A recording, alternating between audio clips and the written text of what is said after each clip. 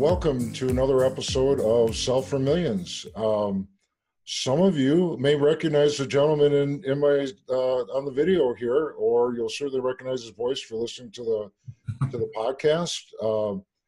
This is Jason Drone with Done For You. Welcome back to the show. Thank you.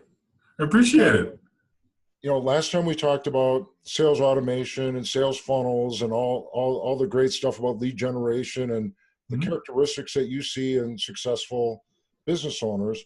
Today, in my Sell for Millions course and in the consulting that I've done, I've worked with a lot of, I typically only work with service companies or service providers or software as a service companies. And over the years, I've worked on both sides from the buy-sell arrangement where a technology company that has a platform, they'll buy services that a service company, and vice versa, where a service company will maybe purchase or build a platform or a technology platform to outrun and operate their company. So I've seen so much over the years on this topic, and to me it's so much fun. And again, that's why there's a few lessons in the Sell for Millions course on this. So your company is both a service company, a service provider, and you are a software provider. Right. And you started in the service side, correct? Yeah, started in the service side, and then started building software to help build efficiency into our process. Okay. So that was the call scheduler, the email sequence, Scriptly, the email sequences, the page builder, because we were spending a lot of money on just theme licenses. So we built the page builder to save us some money and also help our staff get in and do it easily, using templated pages that we created and tested as opposed to somebody else. So it's kind of everything was meant to automate the process, increase efficiency, and reduce costs, but that wasn't really it. It was more about building our process in a way that was as easy as possible. So your approach was, I need this for my clients, for my business. Right. I'm going to build it, and then because I need it and it's helping me so much, I'm going to sell it to others. Exactly. Yep. Which is, a way many technologies are born, right? Smart way to do it. Again, because you know the ins and outs exactly what you need, you're able to customize it again for you and then take it to the next step. So this is 2019, and 10 years from now, we're going to go back on this archive for this interview before they're billionaires, maybe we'll call it. Where you are today in your business, what percentage of your company, and if you're comfortable, kind of share, the size of your company, and what percent are, services, and what percent is software today? So as of last year, 20% of our revenue was software. So in how we had that split up was we have 6 different software tools. Each of them represented, we're kind of in buckets, and Scriptly was like 15% of that, 15% of the revenue was Scriptly. It was by far our best software. The other 80% is services side. So services side, bills, for the services, and then we use the software to create efficiency in our process, which is why we're able to build sales funnels and stuff so fast, write email copy, that kind of thing. Okay. So about halfway through last year, I brought on an operations guy for the software piece because I love software. I love selling software. I love the stability that software provides. So I brought on we talked about this earlier, but so I have this poster in my office. So it says focus. If you chase 2 rabbits, go ahead and read it for the people that are on audio only. Yeah, so it says, focus, if you chase 2 rabbits, both will escape. So I think, you say unknown on that. Why don't you put your name on there? So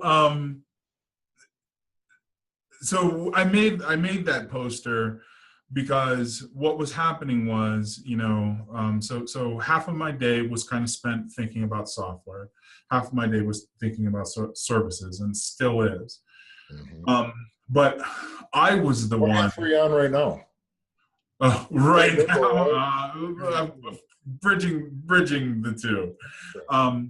So what happened was I hired on an operations guy for the software side, and I have an operations guy for the services side. Okay. And then and basically I told them both, bringing them on, like, my role is going to be bridging the gap between the two at some point. Some days I'm going to spend more software, some days I'm going to spend more services, but I can't let either slip.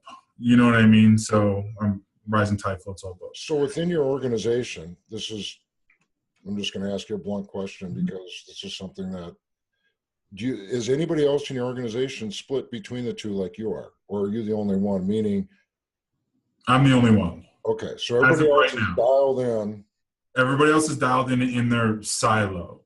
So, I mean, we do. So I read a really great book. What's the name of it?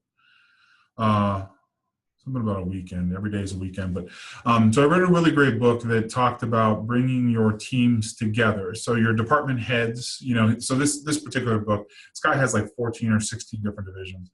Okay. He brings his divisions together once a week to share ideas, to talk about bottlenecks and everything. The only time that, like, the two teams, the two silos come together is in that one call. I mean, they'll Slack, they'll message back and forth. Sure. So one call every 2 weeks, we talk about the wins on the software side. What is the software side built? Okay. And built and tested and rolled out and everything. And then we talk about the services side. So what are some of the wins on the services side? And what that does is it fosters conversation back and forth between the software and the services team, so that the software guys can understand what a service person needs, and the service person can understand what the software team is doing to help them with that need. So I wasn't real sure how it was going to work when I started them. And I even told them, I'm like, I don't have an agenda. I have no idea how this is going to go.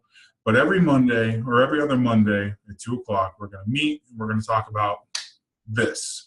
Okay. And they have been very productive conversations, So when I hired on the operations guys, we decided that rather than build 6 software brands, Scriptly, TimeSlots, Curately, and go through and build API implementations for all of those to extend functionality. The bigger play was realizing that every customer, our clients' customers, sure. All sales happen around a customer record. So, a buyer record, a lead record, or whatever. So if we can build a CRM that joins all of those softwares together, then we can get analytics, email copy, page builder, content curation, scheduling, all in one piece of software, which makes it like the best growth tool ever invented. Which makes sense, because today, at least what I'm familiar with, is you got to go to different companies to you got to integrate it, or either the API or a Zap or something, and make it all talk together. And then you're also paying a number of different invoices, Not right. Different monthlies, and then sometimes it works, and sometimes you get the features you want, and then so basically it was either a decision of, do we really go for one of these, or do we try to build 6 solid brands vertically, or do we bring them all together and concentrate on one that could be $1 billion company, so. And then we were like, what? Let's just do it the right way. We built it all on, load balancing servers on Amazon. It's all using React, React coding language, so it's super fast. Everything was rebuilt, re-engineered, and it took us 7 months. We knew it was going to take us 7 months. Like, I'm adding up the payroll, for a team, and I'm like, well, shit, okay, so do I, these developers, like, they're not going to be producing revenue for the next 7 months. Am I? Yeah, it's an investment. What's that? You're making an investment that months and years later you'll Yeah. hope So will build it's it like, enough, right, to recover it. yeah, it's like, can I do it? So we pulled the trigger like last May or whatever. We've been working on it ever since, and we're actually releasing it next week. But one of the big kind of hurdles is, okay, so I have this services company, and the services company could be valuable to its own, to the right buyer, of course. Absolutely. And then I have the software company. Should I, have them the same? Should they be the same company, or should they be two separate companies? With one, it having its own revenue, its own payrolls, on all that stuff, bank accounts, and then the services company, and if I go to sell them, if I sell the software company, can I do something with the services company, like in the contract or whatever, so that was kind of one of the biggest questions I had, And what did you decide to do? I did two companies. Okay. So, I mean, we set up a company for software, and we obviously have a company for services. And how it's currently working is the services company is paying into the software company. Sure, you're a customer. Right, seed money or whatever, yep. till it gets going, and then obviously we will stop, and we will use that revenue to continue growing. And then we'll start growing the services side once Access, is off. Yeah, I'm going to ask you a very direct question, especially since you had your sign up there on Focus about chasing two rabbits, and you chased two. Yeah, I did. You did. You chased two. So let me ask you, did your services side suffer at all while you were, other than obviously the investment, obviously it would have reduced your profits because you're investing somewhere else. But as far as revenue, customer satisfaction, were you able to manage through that? Oh yeah, so our revenue has been growing about 40% a year every year for the last 4 years, since I started doing sales funnels. So revenue on the services side is strong, and I think the reason is, the reason is we build the software to augment our services. Sure. So so we build better, more efficient things. So when we go to sell a sales funnel, let's say, something that took hundreds and hundreds of hours before now might only take 80 or 90 or something. You know what I mean? Or but it's still hundreds of hours of man hours. You just found a way to automate it. Right. For lack of a better word. It's still it is the same quality, but you've automated the process. You don't have to write every single email. Nope. All those things that you built. Right.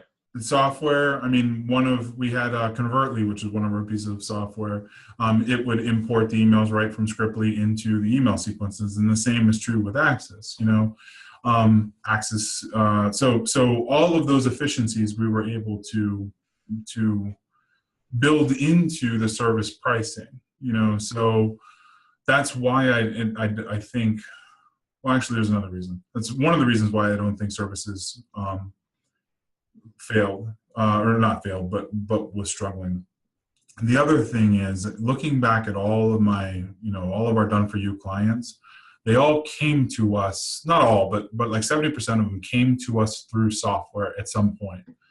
So what they do is, this might be a competitive secret, I don't know, but what they do is they sign up for a piece of software, they sign up for a download, whatever, they get a free trial, they sign up for something, maybe they're in a couple months, like Scriptly, for instance. They realize that writing email copy, even when the software is writing their email copy, they still need to log in and do something. Sure. They need to log in and create the email copy and proof it and schedule it in their autoresponder. They still need to do something. So what happens is they get frustrated because they're not doing something, and they know the fault is theirs, So then they call me and say, will you do it for me? I mean, the name of our company is Done For You, so. And what do you say? Yeah, absolutely. so, so our software is a lead generation tool for the services side. And, Interesting. and services is, so it's kind of like a really perfect mix between the two.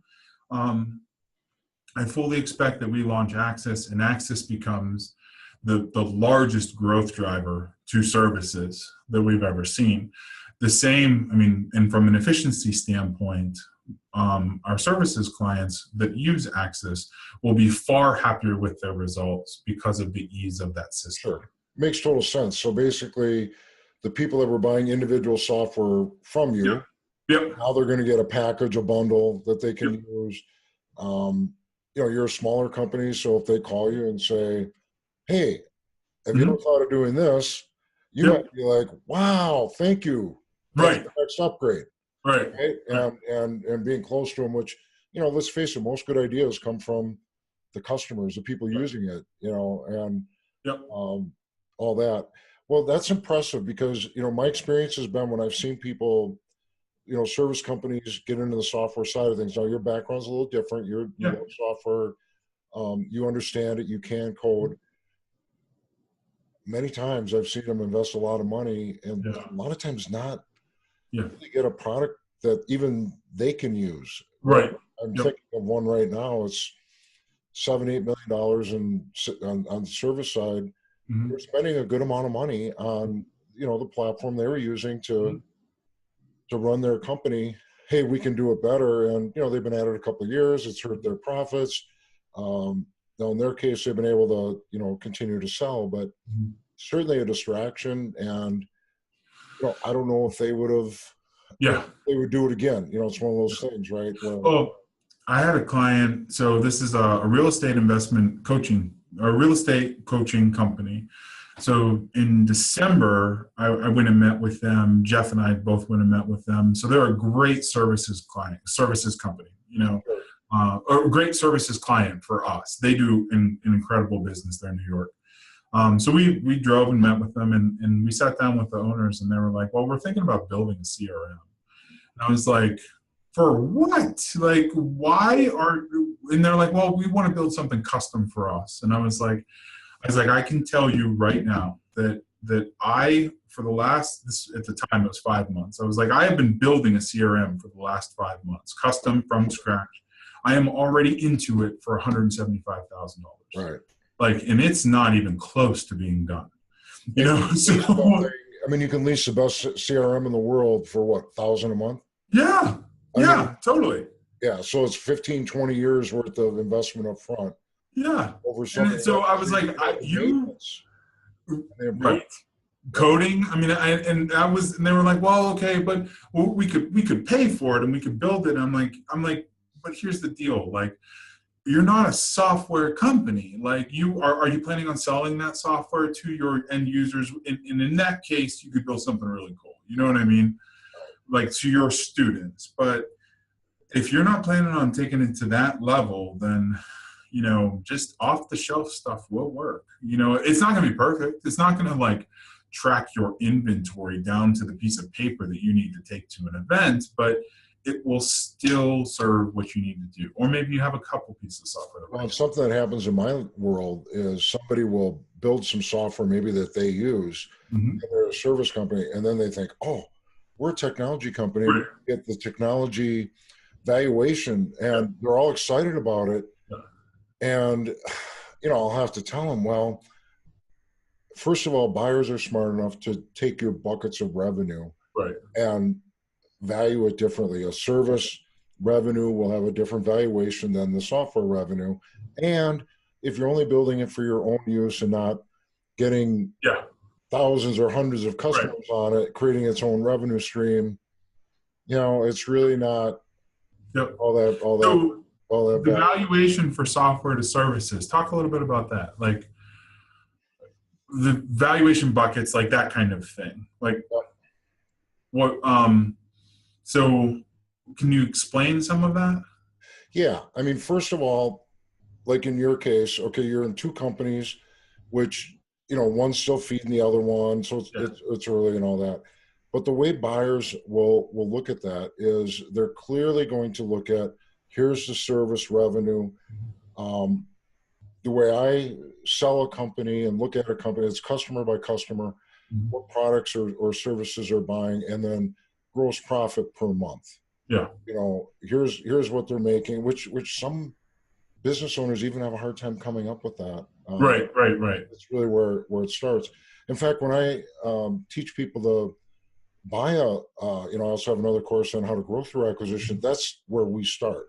That's where I always start, because if it doesn't fit for the person acquiring at the client level, it's not going to fit anywhere else, which people will go through. Well, I want to see the profit and loss and all these other things. And then down the road, they'll look at the clients and how they integrate with it. And like, oh, that won't work. And I'm like, we just wasted a couple months of, so you look at that and divide it up in the buckets. And then from a valuation standpoint, service revenue, depending on what your contracts are, how big you are, what your customer concentration is, there's about 16, 17 different variables, value drivers that we, that I always take that through that will determine that.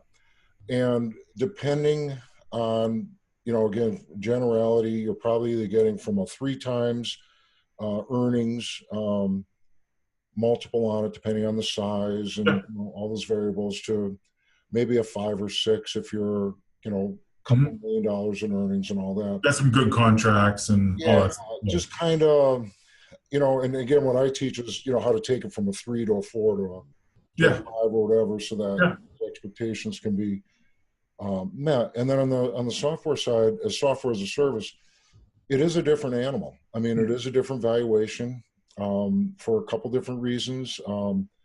One is typically, because that software as a service is embedded in the workflow of clients, the retention rate, if you're doing it right and you're, hey, we can't live without you, kind of thing.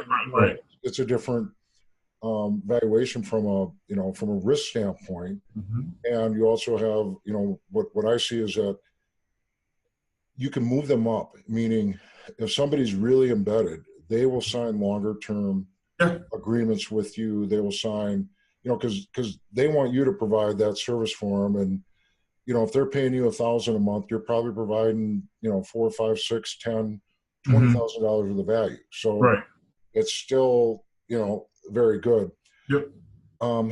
In software as a service companies that I've represented over the years, the most important thing that from getting that higher revenue or that higher multiple of revenue is how quickly and how efficiently you can take somebody from the sales process of, okay, I'm now a client.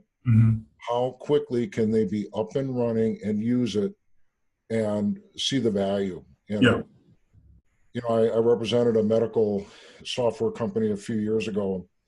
And when I first started looking at, they kind of, sometimes owners tell you something different than what it really is. They don't need to, they just see it different. And their piece of software provided huge value. And we were talking to, this was only a several $1 million company. We're talking $1 billion organizations. So like, wow, this really, fits. And they could, really make something happen with. The problem we had with that was it was very cumbersome, and it took a long time, and it took a lot of manual intervention to get somebody from the day they sign an agreement to be a customer to actually using it, and tremendous manual training and things like that. So for the people that have that gap closed and somebody can realize the value, the multiples, once you get into the several $1 million worth of earnings, and somebody that can basically, by using a company like Done For You to say, hey, for every $1,000 we invest in marketing, $4,000 worth of recurring revenue, those metrics, the sky's the limit on what your valuation can be. So it sounds like you're building something hugely valuable. We're going to hang on to this video. This is Jason before, and this is him after, 5, 10 years down the road. But yeah, it sounds like you're doing a great job of, first of all, managing it. I run into a lot of people, like I said, they kind of can mess their company up by chasing two rabbits. So you got three. Yep. Yeah, the biggest thing, like you said, with onboarding, we've had like 4 years worth of training, in onboarding and working with clients. So that's all experience that I want to use on the software side. So if somebody signs up for Access, then they get an account rep. That account rep is portable to them. That account rep will help onboard them and help import lists and make it a piece of software that they can't live without. Right. You know what I mean? Before one of these episodes, we were talking about was there ever a time where you wanted to throw in the towel? And I can tell you there are lots of. Or how many times? How many times, right? Failure is inevitable. Right? Boy, that Pepsi job was pretty good. Right. So there was two things. I have a friend who early on in my internet marketing career, he was telling me about people cycle. So they make a bunch of money and then they lose a bunch of money and then they make a bunch of money and they lose a bunch of money. And in the internet marketing space, this is pretty common. And some people even identify themselves with the number of times they've cycled. So I've cycled 3 times, or I've cycled 5 times, or 2 times, or whatever. So I think I've cycled 3 times, so it's been up and down and every one is a big decision, moving in a different direction. Or this is the longest time with sales funnels, services and software. I don't ever plan on cycling again, and this is the longest that I've ever stuck with the same thing and still loved it and still been growing with it, so, which is awesome. But in the time where I was at the lowest, there was 2 things that I could not stop paying for. One of them was web hosting, and the other one was my CRM. Because my CRM had all my lists and all my emails and all my campaigns, and the money that I was making was coming from my CRM or my website. So in building a CRM, I'm looking to create that same business growth engine, yours is a CRM with other services. Right, exactly. That they need, yep. Depending on, what their sales process is. I mean, not everybody needs a scheduler, not everybody needs all that, but it's built in, it's packaged, and we know it's going to work. Well, right. And that's, that was the other big thing is that we've set up, for years now, we've been setting up Infusionsoft, we've been setting up Launchport, we've been setting up Salesforce, we've been setting up everybody else's CRM. So we know Zoho, we know every challenge that is in every other CRM and how clients react to that challenge. Like the other day, one of our clients who set up an Infusionsoft, he texted me on Saturday night and he said, I screwed up at my event. They had a live event all day. He's like, I screwed up at my event. He's like, can you send a text message to all of the people who are in my room, all the registration, like everybody who registered. Sure. And I was like, sure, and I'm watching TV with my wife. It's like 9 p.m. and I'm like, okay, so, get up, go grab my laptop, open up Infusionsoft, and I'm like, all right, how am I going to get this done? Okay, so in order to send a text message in Infusionsoft, you need to have an Infusionsoft account, of course. You need to have PlusThis, and then you need to have Twilio. So PlusThis is like the middleware. Sure. And Twilio actually sends the text message. Then in Infusionsoft, there's no way for me to just do a message and then select the 70 people that were in the room and then hit send. I have to create a new campaign with a new time and then re-tag everybody into that campaign so that it then fires and then the text message is sent through Twilio, which is 3 pieces of software. And you couldn't just go directly to Twilio. Because you needed the customer record from Infusionsoft. So I sent that message, and then I immediately went and drew up how it's going to look in Access when we do it. So we are in Access, one message. You can pick a list or just put a phone number, put the message, hit send, boom. No middleware, no anything, no random shit. But it's just like those hoops that current providers expect their people to jump through and make sense of. Like that Saturday night, if the client had to do it on their own, let's say they didn't have me, there's They no wouldn't way be able to do it. they couldn't do it.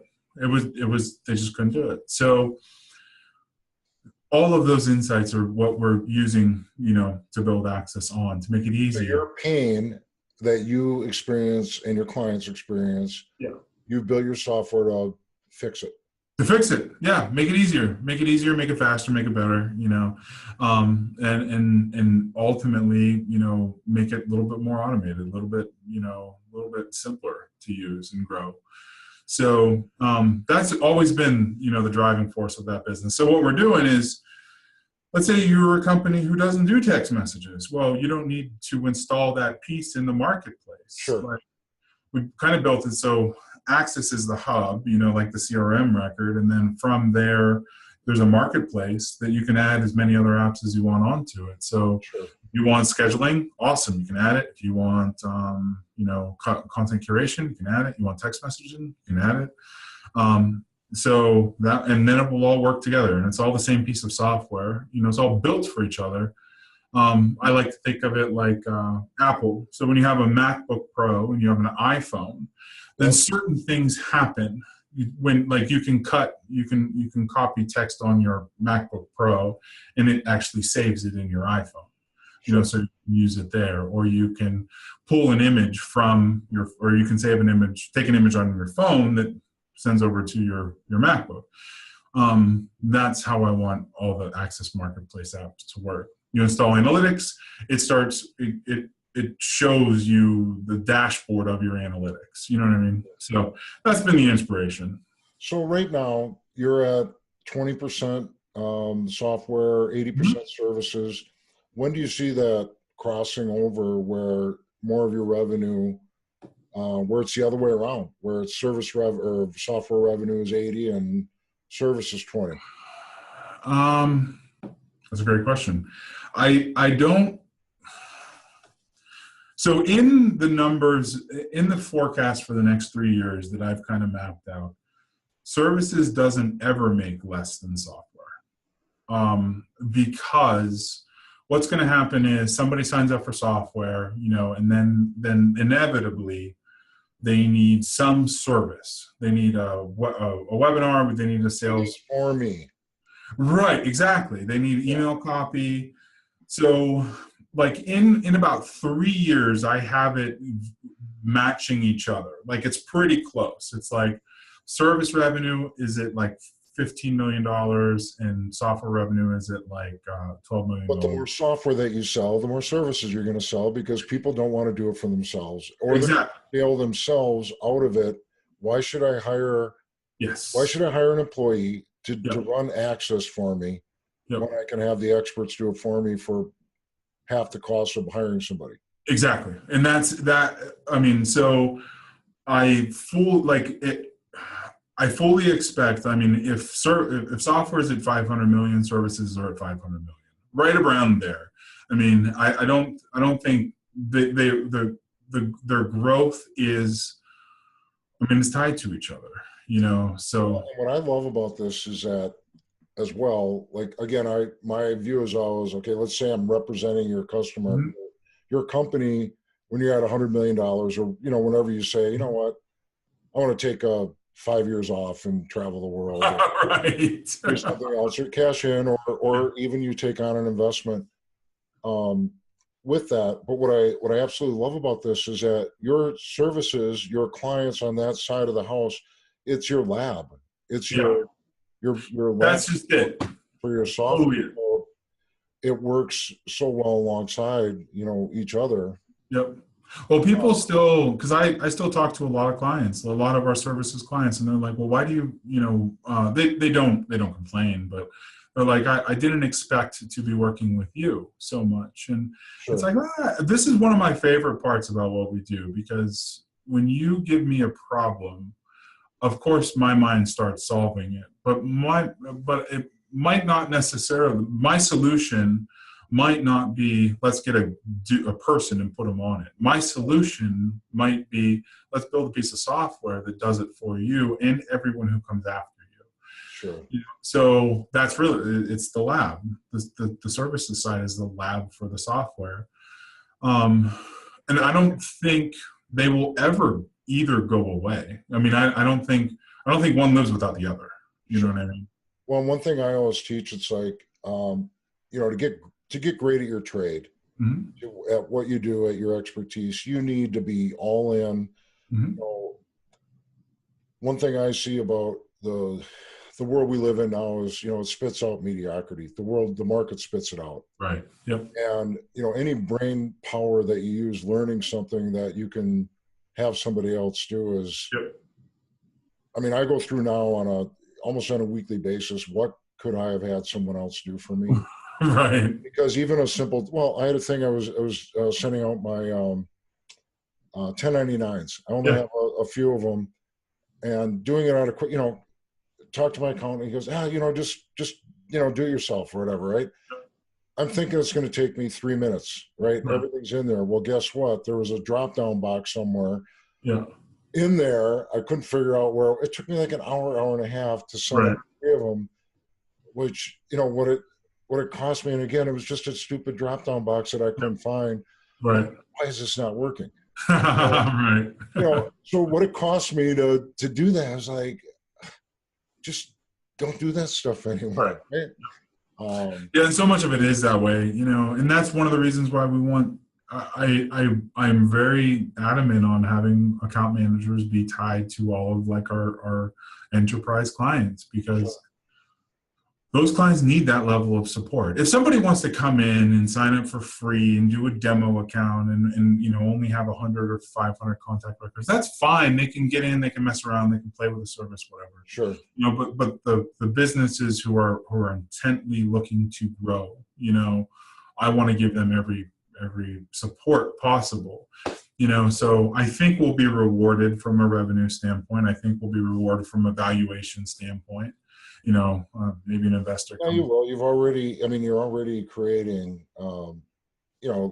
something great. You just got to keep doing it, right? Right. Yeah. Keep solving problems. All businesses is giving people what they want.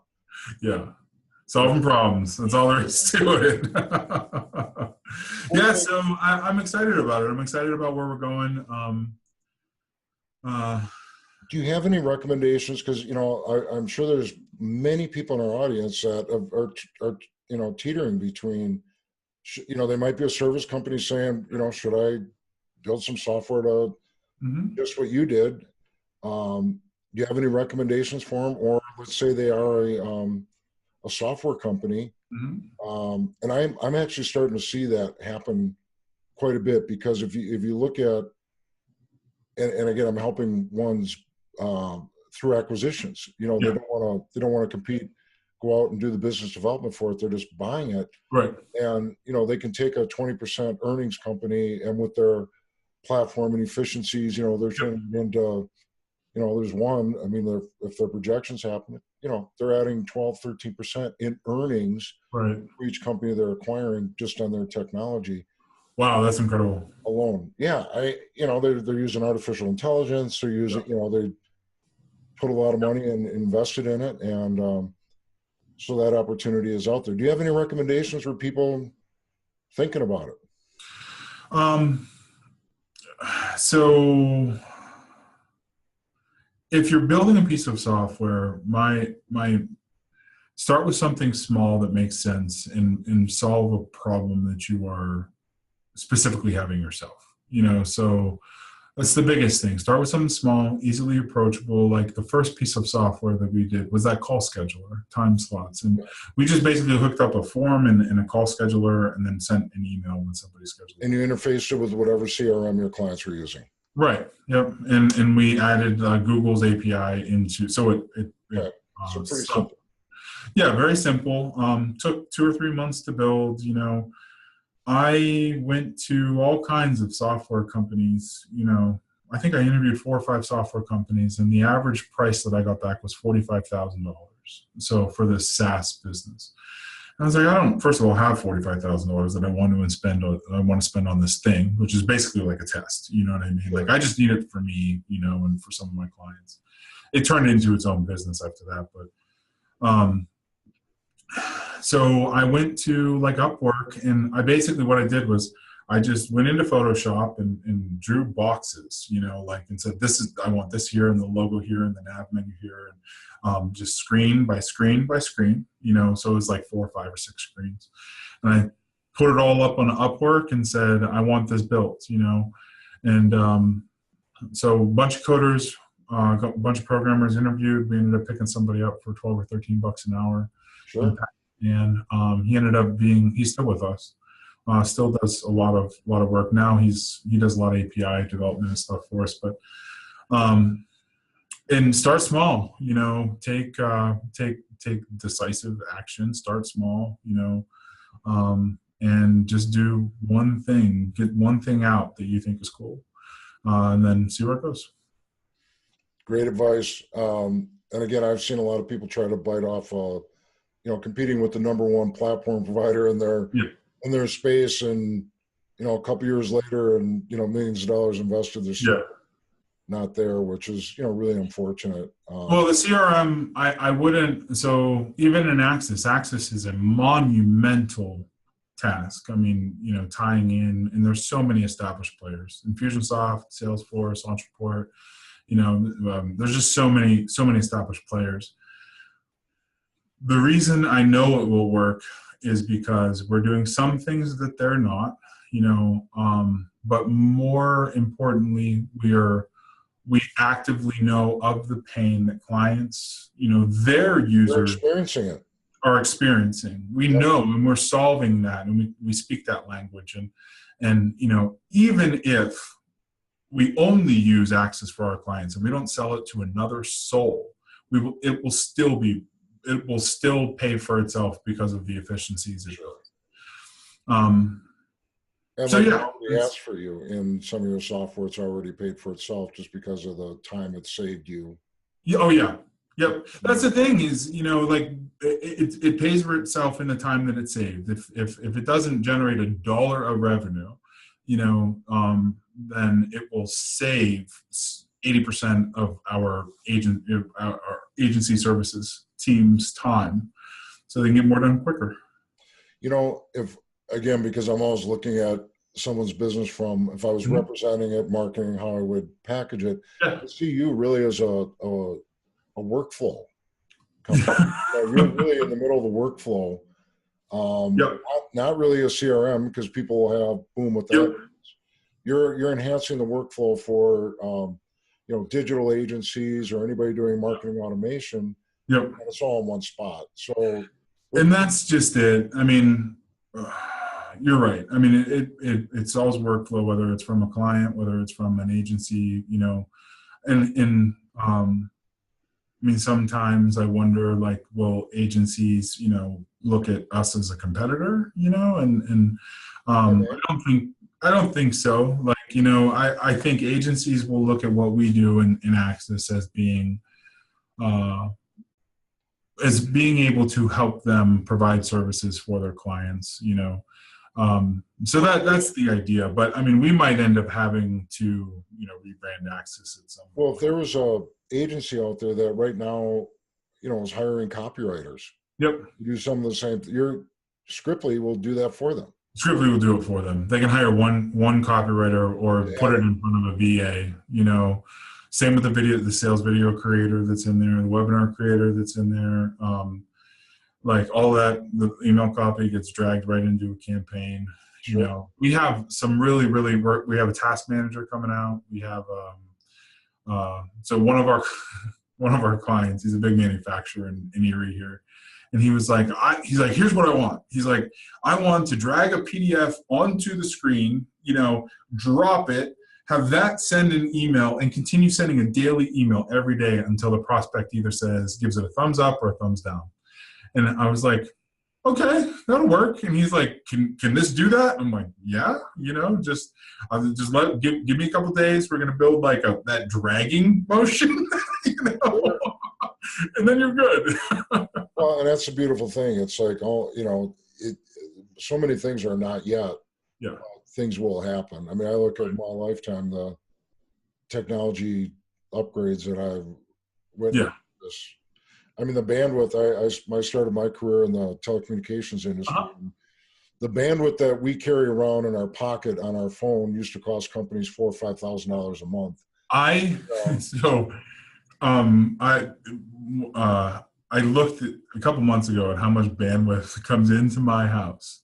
It's over 1 terabyte of bandwidth comes in here every month, and that's my son watching Netflix, me uploading and downloading videos and doing video transcribe, like all that, video stuff. And but a terabyte of bandwidth every single month. We should look back like in 1990, what that would have cost you. Yeah, the little meter was like 1 terabyte, and it's consistent. Like there was 1 month that was under out there, and I mean, yeah, it's crazy. Well, this has been very enlightening for me and the audience, and it's something that, again, I've run into so much over the years, and software companies thinking about being a service company and vice versa. And I think you really explained very well how, the hybrid model, if you have the right technology, can be very valuable to doing it. I know I would say my experience has been people are better off leasing a platform. Yep, totally. Focusing on the business development, the things that they're great at. Now, if they do have software expertise, great. Maybe they can do what you're doing, but big expensive. A lot of know-how, and I never recovered.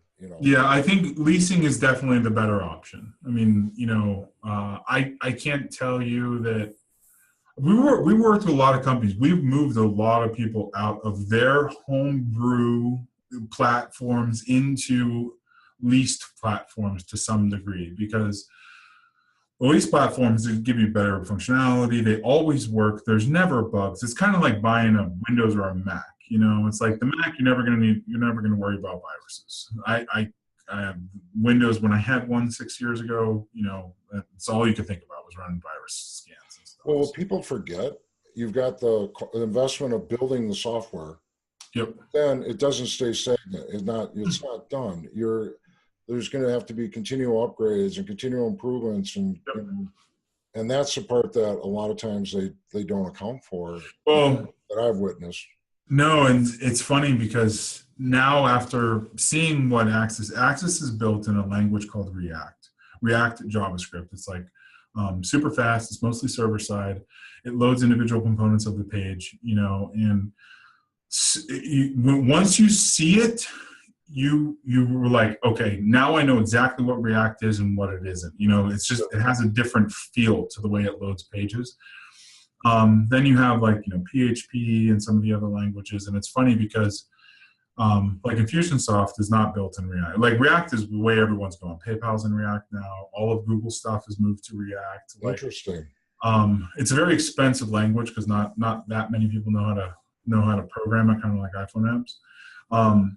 But all of these software platforms, I mean, they're going to need to change in the next couple of years, and it's a complete recode. You can't go PHP to React. You have to recode the whole thing. Every 3 to 4 years, the entire platform needs to be rebuilt, unless you're like Amazon. So Amazon actually deploys a change to its website, I've read, every 8 seconds. So every 8 seconds, there's a new change, some little widget, something, all over it. So with that many incremental changes, then the thing is always updated, iteratively. Sure. Whereas you have an Infusionsoft, you might do a rollout once every 2 weeks or once a month or once every 2 months or whatever. Then, that code gets very outdated just because it's not being updated. So there is a cost to software. I mean, absolutely. Maintenance is considerable. All right. Well, thank you. Do you have any other parting words for our audience on? No, I would say I think we're pretty good. Awesome. Well, I appreciate your time. If people need to get a hold of you, it's Done For You. There's buttons all over it. You can email Jason at doneforyou.com. I'm always around, so never too far away. Yeah, even Saturday nights, from what you're telling Even us. Saturday nights at 9 o'clock. I would rather that not be the case, but sometimes, it's Sure. Well, like most entrepreneurs, we really don't have a clock, right? no, we don't. We're working when we need to work, and hopefully we get enough playtime. Yep. Well, great. Well, thank you. This has been a great interview. It's something that, people are dealing with. So many service companies, software companies are thinking about. I think that you provided some, very sound advice on what to consider, before they go on each one. The thing that I really got out of this that I've not seen, to be frank with you, I'm sure it's out there, I just have not witnessed it, is how your software is really supporting your service side. Right. Which makes great sense, but how you're like, hey, it's gonna support both. And again, if you got a growing company, you need experts. You need to outsource and or hire to do those tasks, and you're really providing both on a very critical portion of people's business, which is lead generation and sales automation. So makes a lot of sense. So thanks. I appreciate it. That a lot. Well, we'll talk to you soon, and you keep doing it. We're saving this video to see what you do here in the next couple of years. Sounds good. 20, whatever, down the road. So cool. Thank you again very much for your time. Yep. Thank you. All right. Take care. Bye.